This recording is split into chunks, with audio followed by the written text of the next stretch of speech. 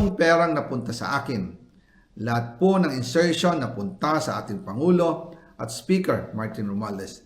Iginiit ni resigned ako Bicol Party List Representative Zaldico na wala siyang nakuhang kickbacks mula sa 100 bilyong insertions sa 2025 national budget. Sa ikalawang bahagi ng tell-all video ng dating kinatawan, inihayag ni Ko na wala siyang tinanggap na cash deliveries mula sa maanumalyang flood control projects.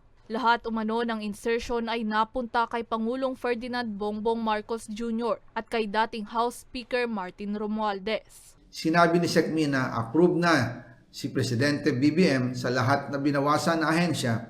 Masaya na ang Pangulo dahil naipasok ang gusto niyang 100 billion insertion. Dagdag pa niya, idiniliver pa ng kanyang mga security at executive assistants na sina John Paul Estrada at Mark Tiksay ang male-maletang pera sa bahay ni Romualdez at Pangulong Marcos sa North Forbes Park at South Forbes Park, gayon din sa Malacanang. Ang kanyang pahayag ay may mga kalakip din umanong ebidensya. Ako lang at ang aking mga tao, sila Paul Estrada, Mark Tiksay at ang aking mga security ang nag-deliver papunta sa bahay nila Pangulong Bongbong Marcos at Speaker Martin Romualdez sa North Forbes Park, South Forbes Park hanggang sa Malacanang. Yung mga deliveries po ay merong record ang aking mga tao. Totoo po yung sinasabi ni Orly Gutesa na nag-deliver siya sa Forbes Park. Totoo din po ang sinasabi ni Orly Gutesa na nag-deliver siya sa Malacanang nung siya ay nasa Senado.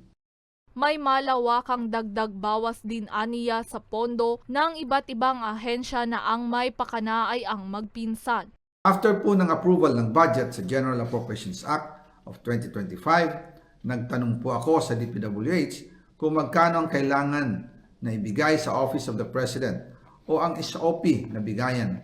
Ang sinagot sa akin ay 25%. Ang ibig sabihin nito, 25% ng 100 billion ang SOP na kailangan ibigay kay BBM mismo.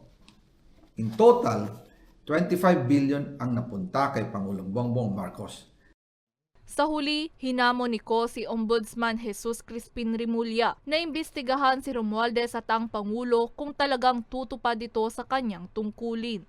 Pero duda umano si Ko na gagawin ito ni Rimulya. Mas kumpiyansa pa raw siya na mas maayos itong magagawa ng Senado. Para sa mga balitang Tatak Bicol, May Insinares.